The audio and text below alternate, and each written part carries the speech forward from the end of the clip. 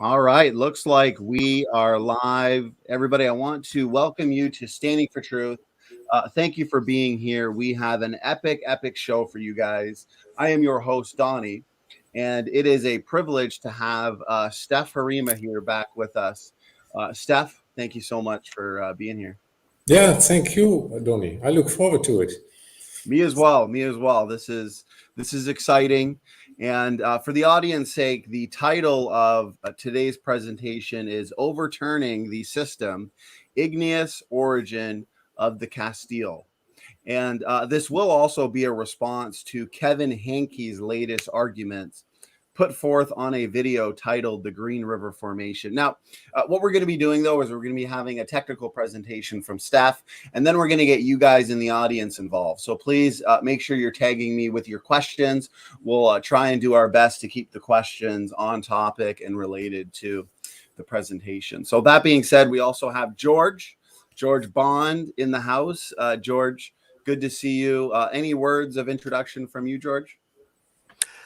Look, I don't know much about the Castile Formation, but hopefully I can add something to it. I'm pretty sure Stef will agree that, there's millimeter thick laminae apparently traceable over about 110 kilometers.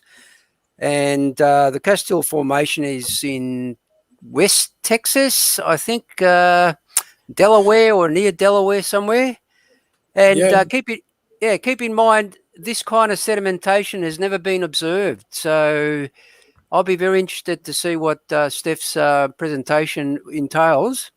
Mm-hmm. Because anytime you don't know something and you learn something new, it's always a good thing. So over to you, Stef. Oh, right. Thanks. It's something new indeed. Amen. Well said, George. Again, Stef, thanks for being here. To the audience, we've already got support coming in. Jamie Russell, I appreciate the super chat. And Doki Doki SFT Fan Club, thank you for the super sticker. So again, tag me with your questions at Standing for Truth or even at George Bond. He'll be in the chat. We'll be saving questions together. If you're new to this channel, we just hit the 6,000 subscriber mark. So I want to thank all our supporters and subscribers for making that possible. If you're not yet subscribed, please hit that subscribe button. Make sure you hit that like button as well and share around this content because the truth is important. So that being said, we're going to hand it over to you, Stef. The floor is yours. If you had any words of introduction, feel free to do so. And we'll also get right into your presentation. All right. Yeah, well, it is what George says. It has never been observed how this is formed. And well, everybody says this, the Castile is formed by water, from water, but I will overturn that system. I think, I can prove that it has an Igneous origin, the layered Castile. So let's go for it. Well, the background, as Donnie introduced already, the background of this rebuttal, Dr. Henke, he thought he had a strong case to disprove young Earth creationists in July. However, I've refuted him also in the end of July, and then this led to some reactions by student Wilford on behalf of Henke and Henke himself in August. But today is the time to put their arguments to the test. I must say it is a pity that they do not simply believe the word of Christ the way their ancestors did. If they don't believe Jesus, how would they ever accept my scientific analysis? But for their sake, I will do my best, as evolutionists will not enter the New Jerusalem.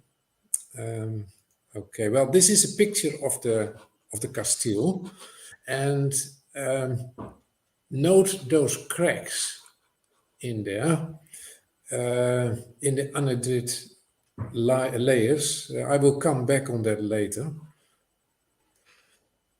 Now, despite of 50,000 exploration plus hundreds of thousands of development wells, in spite of all this research, few areas have more unresolved geological controversies than the Permian Reef complex.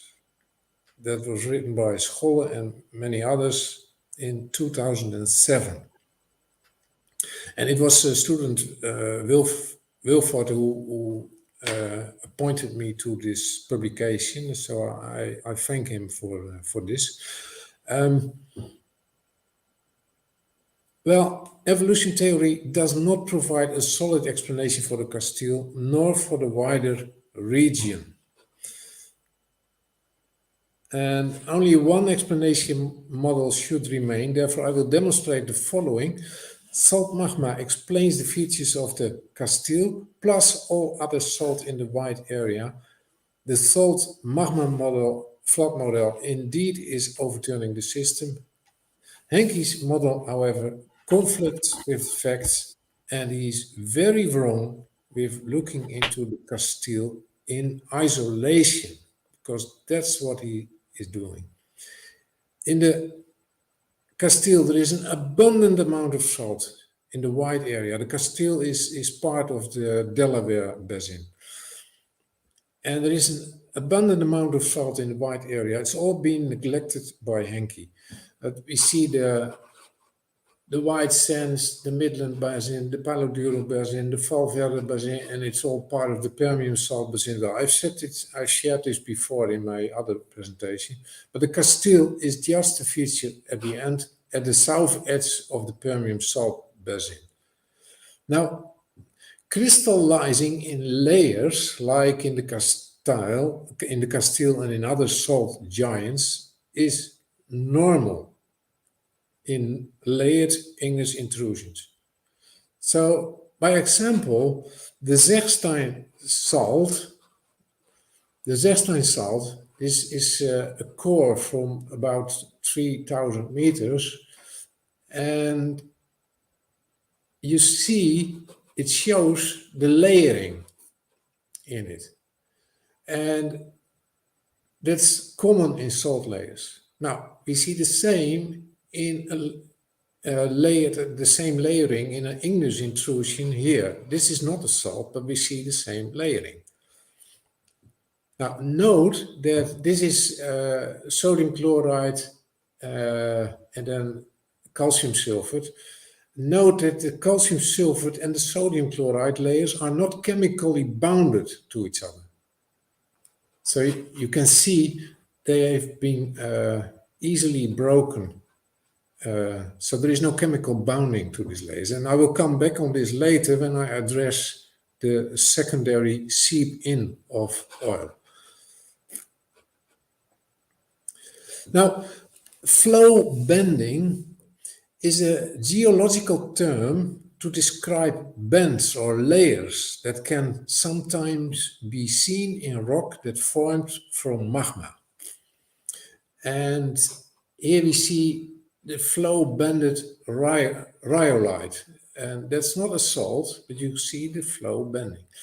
And in the Cordona salt outcrop, we see the same, but we see also a flow bending. And here in the Netherlands, there is the Zechstein salt again, and also there we see that there is an annual layering. Well, I don't believe it's an annual layering, but that's what geologists, secular geologists have to tell us. This is an annual layer, and this is an annual layer, and what is this then? So how is Henke going to explain the folding of several annual layers packed in between other annual layers? So I see this is clearly evidence that the layers solidified from a salt magma. Now, how to explain layering in rocks from an igneous origin? Now, fractional crystallization or crystal fractionation is one of the most important geochemical and physical processes within crust and mantle. And So, and Henke doesn't know about that. And then cumulate rocks are igneous rocks formed by the accumulation of crystals from a magma, either by settling or floating. Cumulate rocks are named according to their texture. Cumulate texture is diagnostic of the conditions of formation in this group of igneous rocks. Cumulates can be deposited on top of other older cumulates of different composition and color, typically giving the cumulate rock a layer of or a banded appearance. So the Castile is a cumulate rock from a salt magma by settling. And the overlying salado is a crystallized residual magma. And here we see them. So this is the Castile. That is a cumulate rock, a layered cumulate rock, and there's the overlying salado, which is it contains loads of sodium chloride. The Castile is mostly anhydrite. The salado is mostly sodium chloride, and then there is a cap rock containing all kinds of salt. Now, what we see in here, this is just a model. I'm sketching a model here for you, not to scale. It's just drawing a picture. And so when we have a continental crust and a salt magma chamber underneath, then from that, now everything started, of course, with the flood. The flood was delivering flood deposits. And then suddenly the salt magma chamber erupted salt. And that is a parental salt magma, and of course surrounded by steam and supercritical water. And so here is formed a dike or a salt weld. And from this parental salt magma, from there was formed the layered cumulate rock. So with the expansion and when the pressure released, then anhydrite started to crystallize out of this magma, out of this parental salt magma. And the anhydrite was delivered in a cumulate rock, the Castile. And then the residual magma crystallized on top of the anhydrite. Anhydrite is much more dense than the other salts, than the salt magma. And then on top, the cap rock was formed, and then on top, the other overlying flood deposits were deposited on there. They are not drawn in this picture. So what else do I have to say here? So the heat of the molten salt caused supercritical water to form in the wet flood mud. Flowing upward, the pressure decreased and the water expanded into steam. So the Capitan limestone is a carbonate mud layer that was displaced by the expanding steam and by the weight of the salt magma. So there was expanding supercritical water expanding into steam, and this expansion and the weight of the magma and the weight of the anhydrite, all the mud underneath was pushed aside, forming a caldera. Now, this expanding steam didn't cause classification, as temperature and pressure both were too low to let it happen. And anhydrite is more dense than the residual magma and accumulates below. Well, I said that already. So now, this is only a nice symmetric model. However, reality is different, as the central basin platform stood in the way. And this is reality. And where to start? This is the Castile, what you see in here.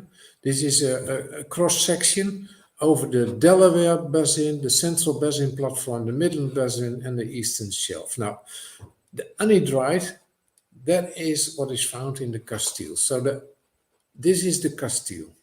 And on top of that, you see the Rhyolite. That's the green one. And these are all the flood deposits, the flood sediments underneath. And here you see the fold in which the salt magma welled upwards. And now, as I said, the anhydrite had a greater density than the residual magma and cumulated underneath. So the magma came up through the fold and cumulated at a lower place. And the magma was because of its density, it was not able to flow over the central basin. The central basin platform was already in place. So the more dense anhydrite that accumulates in the magma stayed below there. But the magma continued and overflowed. The residual magma, however, flooded the platform, delivering Rhyolite into the Midland Basin. Yeah. Now we come. This has been ignored by Henke because he simply said, well, the Castile is anhydrite, so there is no ionic liquid with many ions in it. But yes, there is. However, the anhydrite was just accumulate rock out of it. So salt formations crystallized out of molten ionic liquids. And sadly, geologists cannot notice it as they are not educated about ionic liquids, as I told before in my earlier presentation. And this ionic liquid is a salt magma, a dry, hot, molten mixture of ions. And here all these ions are there, and there are more to involved things so, however in smaller quantities. Now this formed the flow-banded Castile with vibes of anhydrite, calcite and some halite. This formed in the overlying salado layers of halite, anhydrite, calcite, dolomite, magnesium chloride, sulfide, etc. And also the Rustler cap rock, which is mostly anhydrite, halite and calcite. However, the flood delivered also chalk, clay and sand in here. Now, where are these feeder dikes situated? Well, I think the feeder dike is in the late Pennsylvanian early Permian fault zones and compressional structures. And I lent these from Scholle. He drew a figure. He had a figure in his work with all these faults drawn in, so I took them over. Scholle referred to several faults, and I drew them in this map. Each of them could be the feeder dike wherein the salt magma welded up. However, the best situated candidate is the north-south fault. This one, the north-south fault, east of the basin of the Delaware basin, and the border with the central basin platform. The central basin platform is here at the east side. Now, similarity, I've shown this before, similarity between salt welds and igneous dikes are very well known. And in 2018, Willis published that welds may form in igneous environments as melt invades and then is removed, often exhibiting remarkable similarity to salt systems, which confirms my ideas that this is an igneous structure. Now also the Gulf of Mexico provides an example of feeder dikes, and you see here that there is lots of igneous salt, and these are all sediments, flood sediments, and this igneous salt is delivered in diapirs, and we can easily see that they came out of faults hidden deep in the earth crust. Now, Why does molten salt produce so much steam in contact with water? More than any other magma? Because that's a point that was brought in by Henke. How is that possible? How will you have so much steam? Because that's part of my model. Well, because molten salt can transfer loads of heat into the steam, where molten basalt cannot. As simple as that. Basalt has low thermal conductivity. And you can see here that the basalt has a low thermal conductivity. And in molten state, it's also slow flowing. In molten state, you see it has a very high viscosity. So it's not fast. It's very slow flowing. Where sodium chloride is the opposite. It has a high thermal conductivity and it is the viscosity is very low, equal to water. It can run like water. Now, I don't know the figures for molten calcium carbonate, molten anhydrite, and molten sulfide. However, I've run a test with anhydrite and halide, and they are readily to flow as well in a mixture. I don't know what happens when all these things are together. However, we have the example of the Oldonio Lenge, and there it is a very readily fast-flowing magma what comes out of this vulcan. So let me see, did I address all my points? So where the salt solidifies in contact with the cooling water, it has a high thermal conductivity. Also, the salt magma will quickly circulate and transport new heat to cold spots. Therefore, molten salt can transfer its heat capacity to water very quickly. And the water turns into steam, which results in an enormous increase in volume. And given the huge amount of molten salt, we talk about, in the Castile and the surroundings, it's a salt giant. So I didn't calculate it, but I wouldn't be surprised if it's 100,000 cubic kilometers of molten salt involved in here. So that's huge. And the steam production continues for some time in that situation, causing a lot of flat mud to move laterally from underneath the salt. Now, they say there is no evidence of contact metamorphism.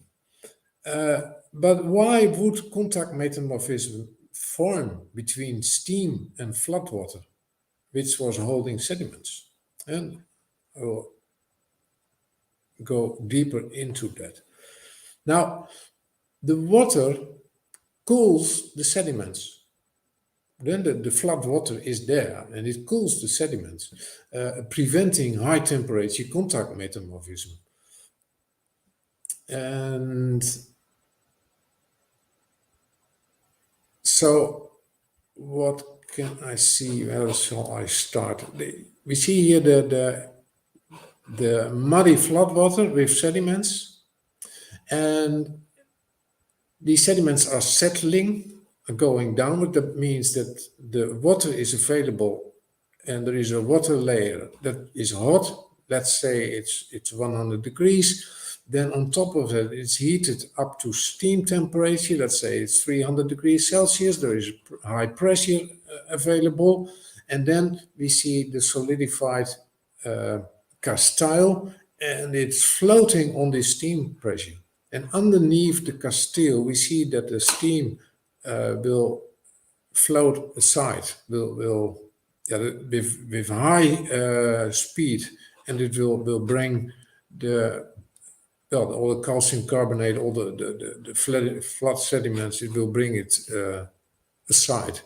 And then on top, we see the molten salt magma, with a temperature of about 500 degrees Celsius, like we see in the Oldonio Langer volcan. So we see a huge difference distance between the sediments on 20 degrees and the molten salt magma at 500 degrees. So all the water in between cools the sediments, preventing high temperature contact metamorphism. Now this is something about the water and about the critical point. Water, we all know that water can be liquid, and when you turn it into gas, you have to add some energy. And there is a change of phase, and you need to add energy in there.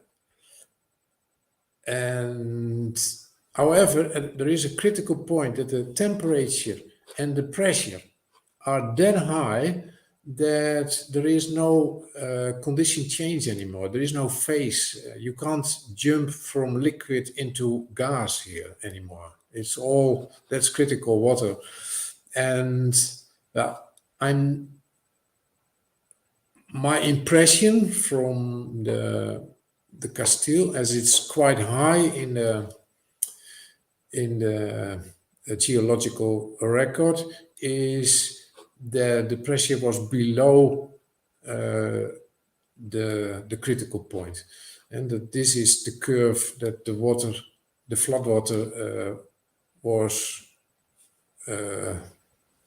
That this represents the temperature of the steam layer here, but maybe it was above, and then, but I think that the pressure was, this is enough to tilt the Castile. With this pressure, you can tilt the Castile and the molten salt magma on top of it. So this will be enough. So the expanding steam caused a caldera to form. And now the caldera is misinterpreted as a reef by geologists. But it is a caldera and not a reef. Now note that there is a lot of evaporation going on here. So the muddy flood, well, the flood delivered water, and the water delivers to steam, but that removes preferentially the lighter isotopes. You have water with high isotopes, high density isotopes, and you have dense and lighter isotopes. Now, when you have evaporation process in place, then the lighter isotopes will go into the steam first, and I will come back on that later. Now, Henke claims that glacification should confirm an igneous origin. However, the steam that bulldozed the flood mud into the walls of the caldera had a low temperature. And well, but at the other end, there are abundant crystals in the area. So what about Crystal Cave, L'Aquila Cave? So, well, maybe there was even glacification. Anyway, it's not very good point from him. And in my search, by the way, I found that the area was long ago mined for saltpeter, which again confirms an igneous origin. Now he says that oil within the Castile, that contradicts with an igneous origin, as it is, because if you have an igneous origin, then you have a high temperature, and above 200 degrees Celsius, you can understand that if there is oil in this situation, it will break up into methane gas. And well, that's a correct point. However, the oil wasn't there. The oil came there in a secondary system. So at first the Castile solidified from a magma, and then later the oil came in. And I can quite prove that because we have this reference of Scholle again. The largely evaporitic Ochoan rocks have accounted for less than 0.01% of the Permian. By contrast, the Guadalupian has accounted for 67% of all Permian oil. So what we see here is there was not very much oil in the Castile. There's only 0.01% of all the oil in the region is found in the Castile. And that's because the Ochoan Castile is just a reservoir rock for oil that seeps up from the underlying Guadalupian rock. Yeah, so the existence of oil shows only the temperature didn't exceed 200 degrees Celsius after the oil arrived, but the oil arrived later in the process. And so the oil seeped up from the underlying Guadalupian rock where oil was available. And this is another, here you see how the oil was there, formed in the flood deposits, by the heat of the salt, which is in here. Here is the salt, and here the salt has been solidified in there. It transferred its heat into the sediments, and the sediment, all the organics in the sediments became oil. And then later in the process, this oil was pushed up because oil travels in rocks. It is less dense than water, so it will float upwards. Slowly it will flow upwards. Now, you can see here that the vertical tectonic provided the conduit for the salt magma. Now, when and why did this 0.0 when and why did this 0.01% of oil seep into the impermeable Castile? Because the Castile was impermeable. These layers, you can't pass a layer of anhydrite. It's a closed layer. Now, the oil formed in the 7 kilometer thick layer of sediments underneath the Castile by the heat of the igneous salt, and the Castile didn't contain oil after solidification. And note that the anhydrite calcite valves in the Castile are not ductile, like the impermeable overlying Salado halide layers. Halide is slightly ductile, anhydrite calcite valves are not ductile. Now, tectonic tilting and uplift late flood caused many fractures in the Castile. I showed them you earlier. Every fracture provides a vacuum empty space. A vacuum empty space. Do you understand that? Because there is nothing. There is nothing. You have a rock, it breaks, then there is an empty space. It's a pure vacuum.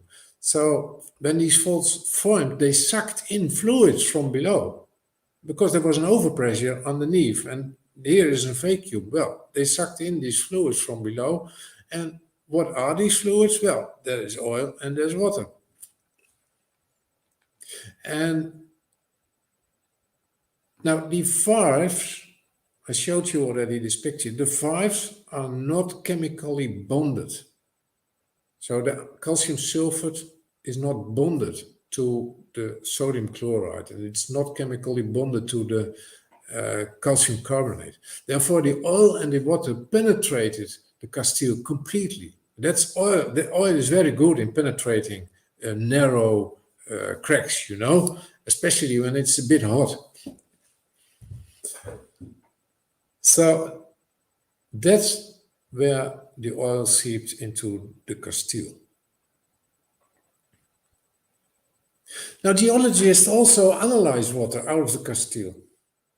that has been sucked in after solidification. And obviously that brings them to incorrect conclusions. Henke had many examples for that. Well, however, it is immersed water with a history in the Great Deep, where after abundant steam production removed preferentially the lighter isotopes. And then later, this water has traveled from underlying flood sediments into the cracks of the Castile. The water did exchange ions all the way and is analyzed thousands of years later, showing what? Whatever is found in that water, I wouldn't dare to draw conclusions from it. And let me cite Roger Eckhart on this subject. Most people are aware that rainfall, as it seeps into the earth, becomes laden with dissolved material or solutes. What they may not realize as fully is that the composition of the solutes can change drastically as the water passes from one geochemical environment to another, causing significant relocation of particular elements in relatively short geologic times. So I think it is a scandal that geologists waste public money for these costly tests. Now, decomposition is brought in. Decomposition, calcium carbonate to calcium oxide and carbon dioxide is, however, prevented by the low temperature and by the high pressure. Now, Henke had an example of exceptional high pressures and whatever. I don't know what he wants to say with this. We have examples. We know for sure that decomposition temperature for calcium carbonate is 825 degrees Celsius, where we have a process. I've presented you a process, a magma, with a temperature of only 500 degrees Celsius. So why would we see a chemical decomposition of calcium carbonate, which has a decomposition temperature at 825, and we are way underneath it with 500 degrees Celsius. And this is at 1 bar, at 1 atmosphere. However, if you compress it at a higher pressure, and that's what we do, we have a pressure of more than 100 bar in this calcium carbonate. So it's just not right to say that decomposition proves that there is the absence of decomposition proves that this is not igneous. That's not correct. And as a reference, decarbonization doesn't happen within the salt magma of the Oldonio Lengue as well. Now, the Castile is part of the Permian Basin salt giant.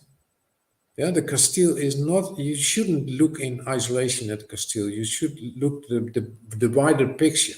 You have to widen your picture. It's part of the Permian the Permian Basin salt giant. So Henke shouldn't ignore these references. Evaporation alone cannot explain salt deposits several kilometers thick in salt giants. In 2019 by De Buer. And the other one. Salt structures have not been produced by cold flow of rock salt, but by hot flow of salt lava, as published in 2021, this very year. And he ignored these references I brought in my presentation, and he's just not right. The Permian Basin is a salt giant, and the Castile is part of it. So you have to deal with these references. He has to take them serious. Now, also, he ignores my own publication of 2018, Salt, Magma and Sediments Interfingered. Now, and Henke's reference to an unpublished paper by a geology student, my goodness. I don't know why he brings that in, but it's moreover, he doesn't address the Castile in that publication as well. So it's just irrelevant. So, okay then. I have presented a well-founded and solid explanatory model that explains all the observations around the Castile within the flood. Now, evolutionists say the same about their model. So, is everybody free to choose the explanatory model that fits their philosophy of life? Now, let us test Henke's model first. Well, I will not repeat my earlier presentation, as those arguments all still stand, but I will zoom in on anhydrite only. The Castile is mostly anhydrite, which is dehydrated gypsum, calcium sulfate with crystal water in it. It's a metastable crystal. However, it's not easy to dehydrate gypsum crystals because it's metastable. And we have the examples in our houses. Plasterboard is made from gypsum. It's used in building partly because of its flame retardant effect. Because plasterboard is containing loads of water, and it's like you have a vertical wall of water. That's what plasterboard is. So it's flame retardant. And gypsum is another example. Gypsum is a stable crystal in desert environments. We can find them there. So even in the desert, gypsum is stable. It doesn't dehydrate into anhydrite. Sorry, here. Now, Henke refers to Kirkland, and Kirkland in turn misrepresents lab results. So Henke thought he had a solid case in this, but he has not. Kirkland published in 2000 in a brine derived from seawater in which sodium chloride is saturated, gypsum dehydrates to anhydrite at temperatures over 18 degrees Celsius. Whoa! Well, the gypsum in my house, in my in my plasterboard is still gypsum. It hasn't changed into anhydrite. But here it's a scientific publication. Gypsum dehydrates to anhydrite at temperatures over 18 degrees Celsius. While settling through hundreds of meters of warm, over the 18 degrees, nearly sodium chloride saturated Castile brine. Now he has two references for this, Hardy 1967 and also in 1979, and we will check them both. Starting with Hardy. Hardy wrote in 1967, an abundant amount of anhydrite must be, an abundant amount of anhydrite must be explained. However, what does Hardy conclude? Hardy concludes, the scarcity of anhydrite in modern evaporite deposits is predicted by the present results. So Hardy is not really an effective source to underpin the formation of the Castile from water. Now, and note this, at 1 atmosphere pressure. However, here we read, while settling through hundreds of meters of nearly sodium chloride saturated Castile brine, hundreds of meters of salt water. So that represents at least 25 bars, and maybe much more. Depends on how many hundreds of meters are involved in here. But we have at least 25 bar that causes this pressure, and that complicates dewatering even more, as dewatering causes a volume increase of 10%. And remember, transforming gypsum into anhydrite plus water causes a volume increase of 10%. So you have 1 mole gypsum and it will form 1 mole calcium sulfate and 2 mole water, and this together is 10%, is a 10% larger volume than the original. This is a more efficient crystal.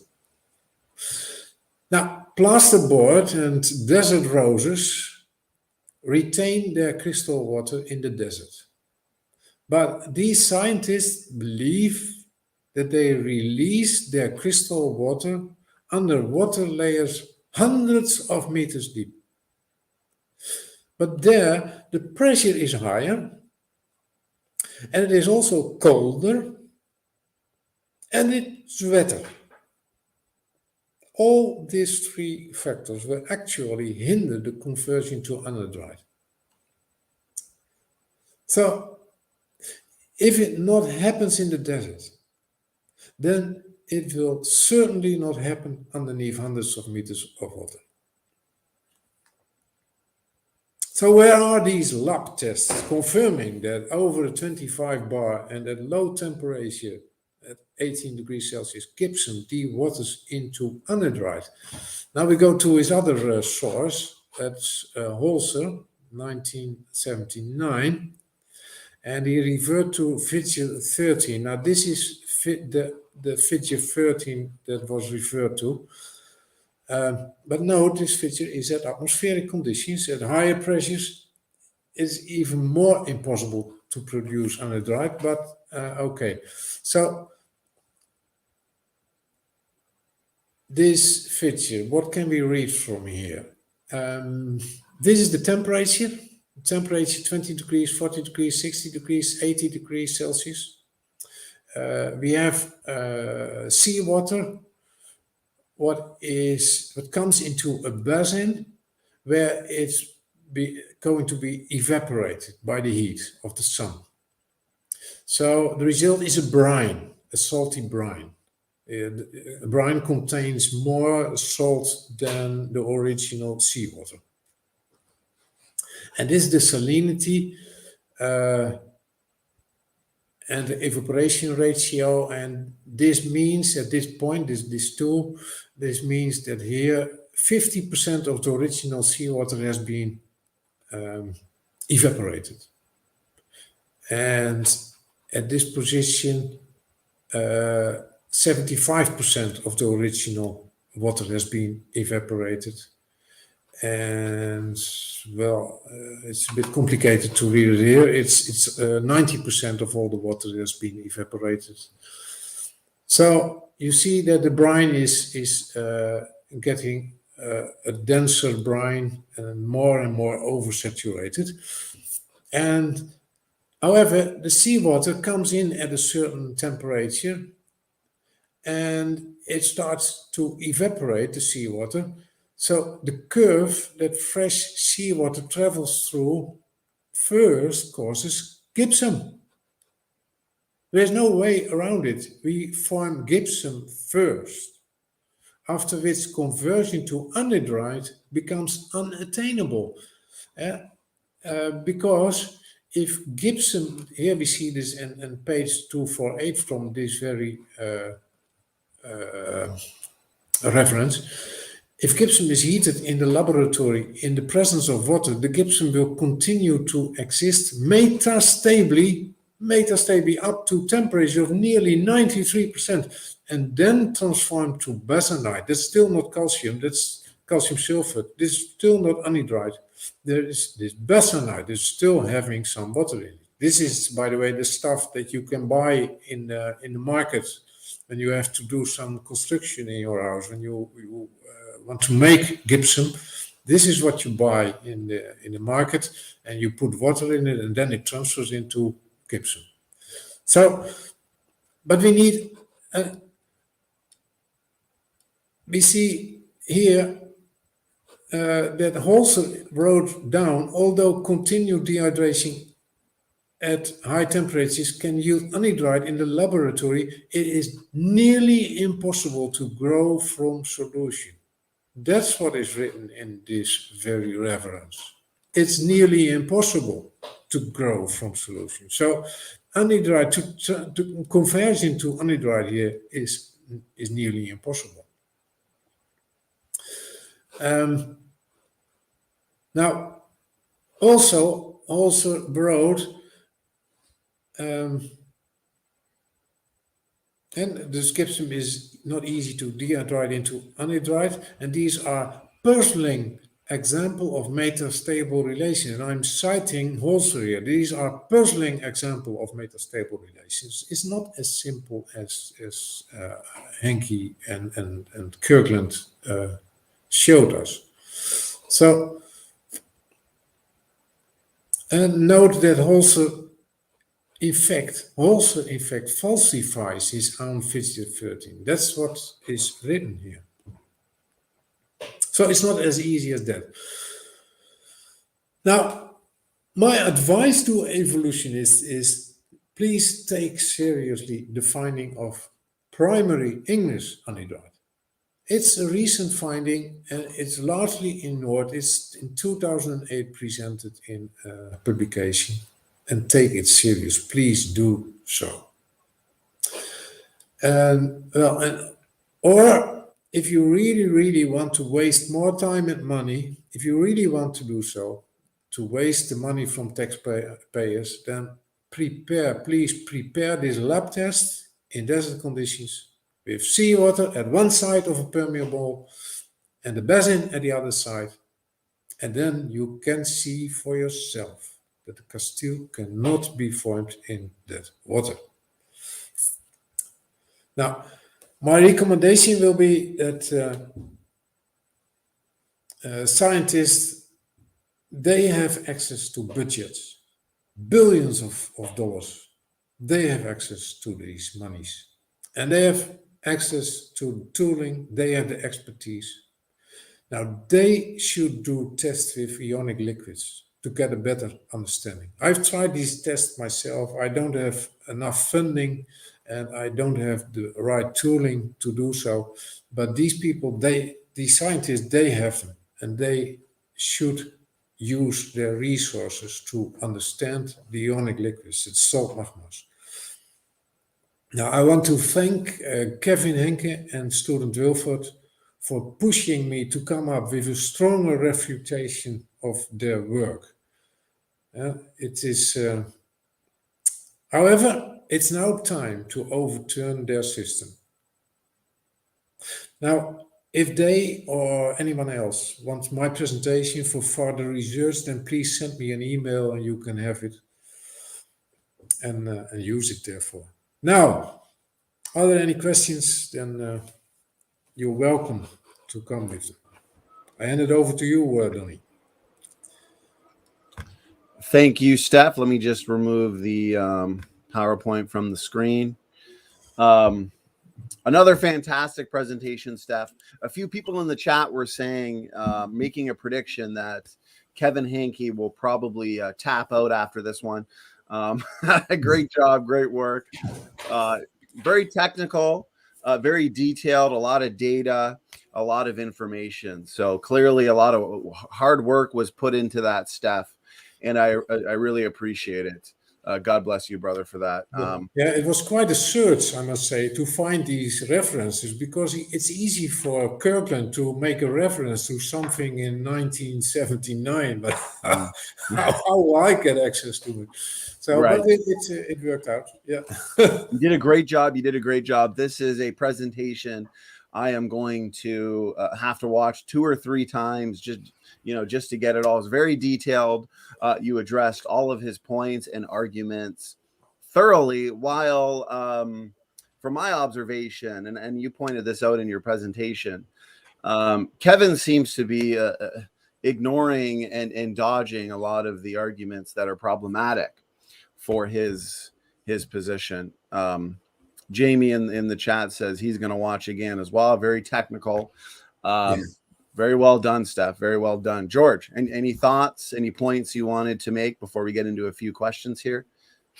Yeah, I'll second what Jamie said. I found it technical as well. I think that reflects in the fact that we didn't get a lot of questions for you, Steph. I have a similar sort of experience in terms of getting citations from people I have conversations with on the internet. I can't remember the exact example, but someone gave me a citation to a link on a website. I found it to be a blog, and to my amazement, the actual article didn't have an author. All it had was 2 initials. So I said to the guy, "You have to be kidding me! You're providing this citation without the author's name as a credible piece of information." But Steph, I was actually interested in some of those photos that you showed of the halite and anhydrite bent in those shapes. I figured, how can that happen? Unless it was moist or warm and some kind of a vertical and horizontal displacement occurred, I can't imagine how that would happen over millions of years. Yeah, I have the same feeling by that. It's only possible when it's solidified in that position from a magma. But how can it happen from when it's original being delivered in horizontal layers? Yeah, from water, and then somehow it's solidified in all that bended structures. I don't know. It's something for evolutionists. To me, it just looks like those layers were fresh, moist, and something happened to them. Probably a combination of tectonic plate movements in the vertical and the horizontal sort of direction that caused it. And that's the only explanation I can sort of see that makes any sense to me. And that proves another piece of evidence for a young Earth. It couldn't happen over millions of years. Yeah. Yeah. Yeah, I think you're right. However, I think we don't have enough research in the solidification process of ionic liquids, of a salt magma. And I think when we have more research on that, that we then will properly understand how exactly all this bending happens. Because we see flat layers, just horizontal layers flat on top, and then in between we see these strange bending. And I think it's something that has to do with the solidification process from the magma, and not in the first place with tectonics. Yeah, there's a bit of sarcasm in this question. I think there's a bit of humor involved. It's from our one and only Doki. They ask a question, says, "Steph, how can you make these observation-based conclusions? Shouldn't you assume a deep time worldview first, then force fit the data?" Yeah, that's what Kirkland and Henke and Wilford do indeed. They just force the data into it, but it doesn't make sense. It doesn't make sense at all. Well, remember, they never question the bigger picture, right, Steph? They'll at times question some of the details within the bigger picture, but the bigger picture, that's their worldview, that's their paradigm, that's the position they are not going to question. Yeah. They miss the helicopter view. Yeah. they are unable to do so. So here's a question that comes in from Jamie Russell. Jamie, I appreciate your question. Any questions now, guys, in the chat that you have for Steph? I can put them up. I can put the questions up on screen as well. So keep tagging me, and we'll do just that. So Jamie asks, Steph, where do you get the most pushback and why? Yeah, it is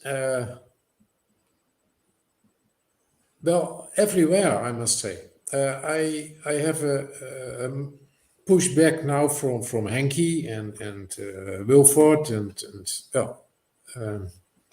From other secular geologists, but also from theistic evolutionists here in the Netherlands.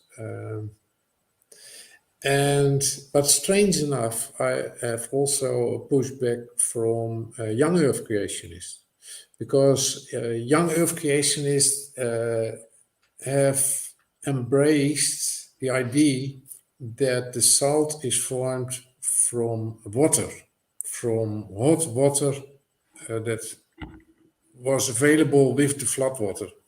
And then a miracle happened, and within the floodwater, these salt formations were formed. So, however, what you see is that when people already embrace a model, it's very difficult to untighten them from their model. Yeah, it's difficult. It's difficult, and at the other hand,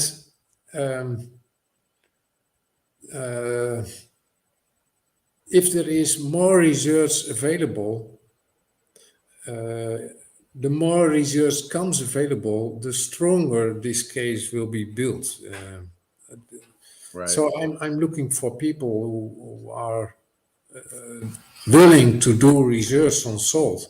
And especially that's why I ask again and again, also the secular geologists, please do your work and start doing tests with ionic liquids.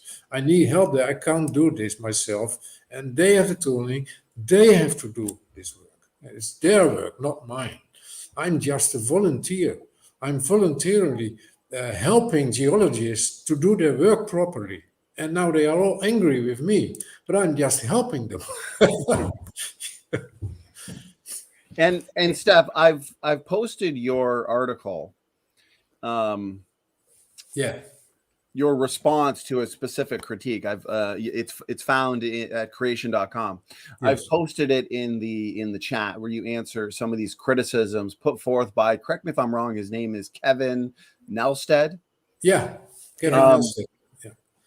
Can you, and that's a really good article. We've touched on it in past discussions with you, but because we're always getting new subscribers, new supporters that are new to a lot of this, can you go over briefly what his criticisms are and why you find them to be rather underwhelming? Oh, that's way back, long ago. I published that in 2013, if I'm right, on yes, creation.com. What were these questions? Well, one of the questions was what Henke brought in as well. Right. That they sample water from salt formations. They sample water within these salt formations, and they draw all kind of conclusions about the history of the salt formation. But I've explained to Kevin Nelstead as well what I did today to Henke. This water is not from the origin of the salt. This water has a history. It has a history. It has traveled far before it ended up in this salt formation. So you can't draw conclusions from those drops of water. Well, this is one of the examples. I had many more questions from him, and I've addressed them all, and never heard from him again. Actually, that was going to be my next question. Have you heard? Have you heard from him again, and have you seen a response to your response? No, I haven't. The answer is no. So I highly recommend people check out that article. I've linked it in the description box as well as in the live chat right now for people to check out. George, you're about to say something, brother? I think Doki makes a good point here. Based on your request Stef to provide further research grant money into this sort of work. Doki says, EVOs are experts at wasting taxpayer money. Just ask Eugenie Scott. Yeah. And I always find, Stef, I'll give you an example. If you know about the Skull 1470 at the KBS Tough, they employed, I'm going by memory here, around, I think they undertook about 500, I think it was, dating tests using various dating methods, and none of them gave the answer they wanted. And what they did, and we put out a little video stream the other day about it, where they literally went to the half-life decay constants, and they literally picked one, and there's a big variance, by the way, in those decay constants. I don't know why they call them constants if they vary so much, but they picked a constant that would give them the date they wanted. This is how it works. They will deny, they will reject, and they will dismiss evidence unless it complies to their narrative. They will never accept it. I've been doing this for 11, 12 years now, and believe me, no one has ever accepted any, not even their own science papers. They won't accept them. That's my comment. But yeah, I think it's a waste getting that grant money, because we know what's going to happen. Yeah. George, I noticed you had a question here in the side chat too. Did you want to? I think now might be a good time to ask that one. Oh, yes. I forgot about that. I was the first one to put that up. That's what I'm here for, brother. Some old Earth proponents claim that the banded layers are deposits on curved ground over millions of years.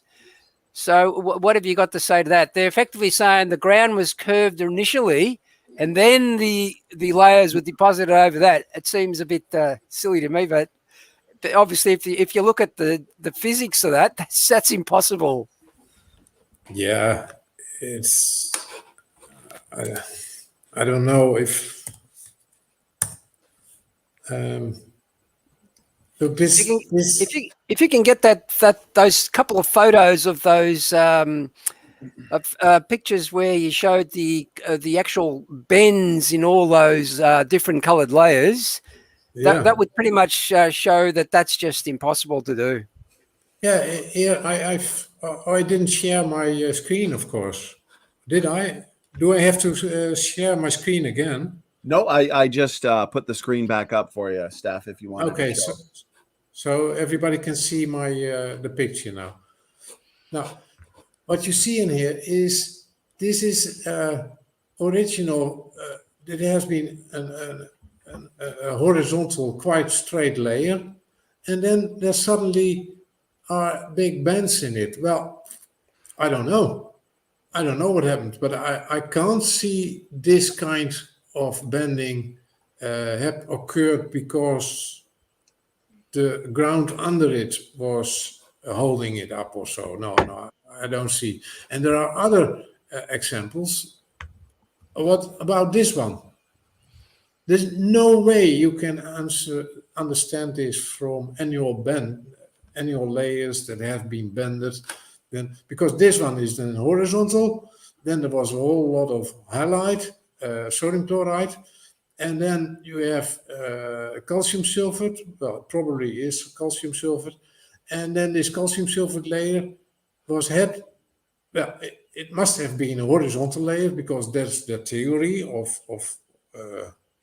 when it's delivered by water, then it has been a horizontal layer, and then suddenly it's been bended backwards all the way.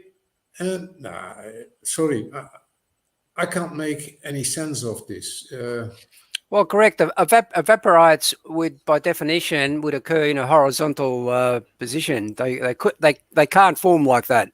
Yeah, indeed.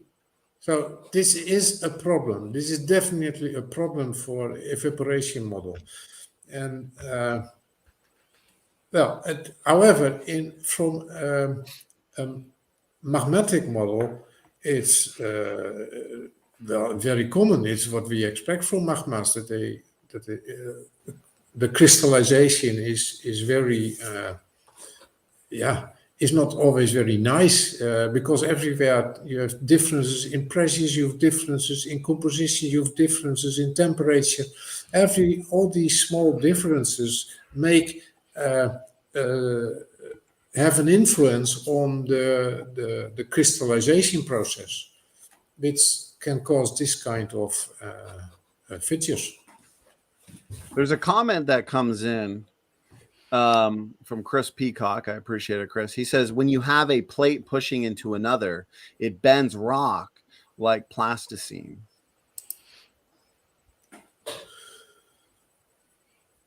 Yeah, okay, that's the story. If you have a high temperature and a high pressure, then you can bend rocky material. However, the pressures and temperatures involved in that process are much deeper than this Castile Formation, which is on top of, which has been deposited on top of all the others. So no, this won't help geologists. Remember, Stef, when we did the oil exploration video, I looked at that particular scenario, and there are, well, I found 2 papers. There's probably more, but the 2 papers I cited looked at shale and at what temperature and pressure the shale would bend, and the findings of those studies were between 4.5 to 7 kilometers would produce the amount of heat and pressure required. And then, of course, you'd have to have the horizontal displacement to make them bend. So there's a lot of pressure and heat involved in doing that. And, of course, because we find the oil at 2 kilometers depth, I think I said there needs to be at least 5 kilometers of erosion for that to occur. And if you compare the age that they say oil would take oil to form, and using their erosion rates, it just doesn't add up. No, it doesn't add up. No. Stef, as we start winding it down here, can you go back a couple slides to where you had all of this back and forth with Kevin Henke documented, and where people can, just for anybody new in the chat as well, since we do these live, we oftentimes get people coming in kind of near the end. So for anybody interested, this back and forth between us and you mean this Kevin Henke. No, you had it on screen just a couple minutes ago before you had the series of responses all. Oh, okay, that's in the beginning, at the start of my presentation. There we go. Yeah, right. Yeah. Oh, that's it. Yeah. You got it. So for anybody, especially new to this channel, I highly recommend, going through the entire series and just see how the arguments are being dealt with. And I think a lack of real responses from the old Earth side. But as you can see on the slide, Dr. Henke, he thought he had a strong case to disprove YEC. This was back in July. And then we did a show. I've actually got it up on the website under the geology section with Stef, where Stef addressed the Castile Formation. And then they more so recently put out 2 response videos, I think can be found on Gutsy Gibbons' channel. And then what this is a response to those response videos. So I wanted to give everybody a rundown of what's been going on and why it's important. So that's it for questions, which means Stef and George, why don't we have some final words, final points, final thoughts from you brothers, and then I think we'll kind of wrap it up. Yeah, well, I've not very much to say anymore. It's as clear as this: anhydrite cannot be formed from water. It's just not possible. So all these hydrothermal IDs by which young Earth creationists have about anhydrite. That will not work. There's an origin from the ocean. That's an idea from the secular geologist. Sorry, it won't work. Anhydrite cannot be formed by water. It's as simple as that. I appreciate that, Steph. Great presentation today. It's an important one to rewatch in order to just kind of get all the information and data that you presented to us. George, thanks for being here as co-host. Any final words, final thoughts from you there, brother? I think Steph pretty much wrapped it up, but I've got a little message I want to sort of forward to people in the chat. It's just titled "Pick Up in the Rain." One night at 11:30 p.m., an older African American woman was standing on the side of an Alabama highway trying to endure a lashing rainstorm. Her car had broken down and she desperately needed a ride. Soaking wet, she decided to flag down the next car. A young white man stopped to help her. Generally unheard of in those conflict-filled 1960s days, of course. The man took her to safety, helped her get assistance, and put her into a taxi cab. She seemed to be in a big hurry. She wrote down his address, thanked him, and drove away. 7 days went by, and a knock came on the man's door. To his surprise, a giant console TV, colour TV, by the way, was delivered to his home. A special note was attached. Now, keep in mind, colour TVs back in those days were very expensive, right? And this is what the note said. It read, "Thank you so much for assisting me on the highway the other night. The rain drenched not only my clothes, but my spirits. Then you came along. Because of you, I was able to make it to my dying husband's bedside just before he passed away. God bless you for helping me and unselfishly serving others. Get a load of this. Sincerely, Mrs. Nat King Cole." A great message. Whoa. Powerful story, George. Powerful story, and a beautiful, strong way to end the stream, end the show. Again, George, thank you for that, brother. And Steph, again, I know how busy you are, and I don't know how you find time to sleep, but you are a blessing, and I want to thank you for defending the faith, and also thank you for blessing us with this important information and giving us your time for this important show. So, Steph, George, God Thanks, bless Steph. you both. Yeah. Thank God you. bless you. Thank My you, pleasure. guys. My Wow. pleasure. God bless you both. God bless everybody in the audience. Thank you for the support, the super stickers, super chats. And we will see you again tomorrow night at 8 o'clock. We've got a debate on human evolution. So we will see you then. Standing for Truth is out.